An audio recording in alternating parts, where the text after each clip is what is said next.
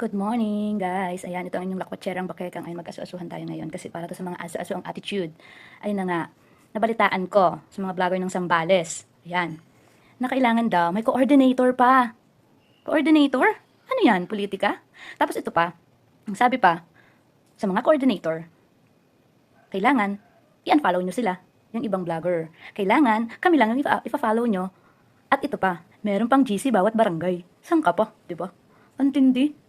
Itong mga vlogger na to, naninira ng mga kapwa vlogger. Dapat hindi ganun. Pare-pareho lang. Walang pasikatan. Hindi natin kailangan magpasikat. Ang totoong pagtulong, may followers ka man o wala, at nasa puso mong pagtulong, tutulong ka at hindi mo kailangan manira ng mga kapwa mo vlogger. Kasi lahat naman nagsimula sa 0 followers. Nasa pakikisama yan. Huwag tayo ma-insecure sa mga kapwa natin vloggers na mas maangat na sila, mas kilala sila, kasi nauna sila. Hindi natin kailangan makipagpataasan. Ang totoong vlogger, nasa pagtulong, nasa puso ang pagtulong. Diba? Hindi yung kailangan ko bang magbayad ng tao, ng coordinator, sabi, para lang i-unfollow yung isang ayaw nyong vlogger, ayaw makipag-collab, ayaw makipag-collab na sa mga dating vlogger, ganun. Kasi nga masikat na sila ngayon. Ay, mga ganung eksena, te. Ang pangit. Sa totoo lang, te, ang pangit yan, nakakasira yan sa samahan ng mga vlogger ng Zambales. Unity dapat. Small content creator ka man, o huge content creator ka man, o sikat ka man, mga taga Zambales tayo lahat, dapat yung nagrespetuhan, nagmamahalan, hindi yung may insecure pa. Nakikolab doon sa isa, nagselos yung isa, kasi kasama ni ano yung isa.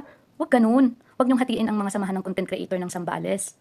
Kasi hindi naman yan tungkol sa kita sa mga followers. At huwag niyong pag-away-awayin ang mga followers. Kasi may kanya-kanya tayong paraan kung paano nakilala, kung paano pagtulong sa kapwa. Mas maganda nga lahat nagkakakulab eh, di ba? Huwag ma-insecure te. Pangit sa ano yan, social media. Hindi yan maganda. At isa pa te, huwag na huwag kayong maninira ng mga kapwa vlogger nyo.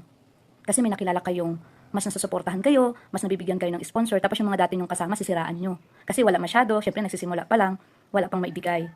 Huwag ganun, kasi sa susunod, ang sisiraan mo, yung grupo mo na mismo. 'Di ba? Kayo-kayo, mag-aaway yan. Magmahalan, unity, respeto. Tsaka, tanggapin, kung ilan lang yung followers mo, dadami din yan. Huwag magpasikatan.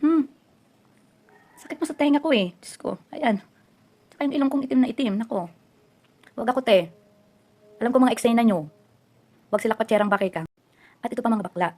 Hindi lahat ng vlogger o yung mga content creator is umaasa sa sponsor. Yung iba talaga, mayroong sariling pera din na ginagastos yan. At hindi lang yung pera. Yung katawan nila, tutulong sila doon. Wala man silang financial, pero yung katawan nila tutulong doon. Pagtulong yun. Ganun yun. Hindi lahat tungkol sa pera. Oo, kailangan natin ng pera para sa pagtulong sa kapwa. Pero yung, minsan naman, yung spread mo yung post na kailangan ng ganito, tapos makikita ng isang followers, tutulungan yung isang beneficiary, yung mga ganun. At saka hindi lahat ng followers nagpo-post ng mga naitutulong. Meron talaga yung iba, nagpo-post lang din para masaya lang sila sa ganun, nakakaagaan ng pakiramdam. Pero yung iba talaga katulad nyo, te. Kaya mga attitude na nag-iinaso, ay nako, mga mima ko, tanggalin nyo yan. Hindi makakatulong sa inyo yan. Baka one day, dyan ka mag-aray mo sa attitude mo na ganyan. Ang sarap kaya maraming kakulab, ang sarap kaya maraming friends. Di ba kahit sinisiraan ka, o ano dead ma, alam mo naman sa sarili mo kung ano eh. Pero ikaw, nai-insecure sa ibang vlogger at content creator. Dead ba sa mga ganyan? Happy-happy lang, love-love lang. Enjoy vlogging, ganun. Huwag manira ng kapwa vloggers, content creator. Malaki man o maliit na content creator yan, huwag nyong siraan.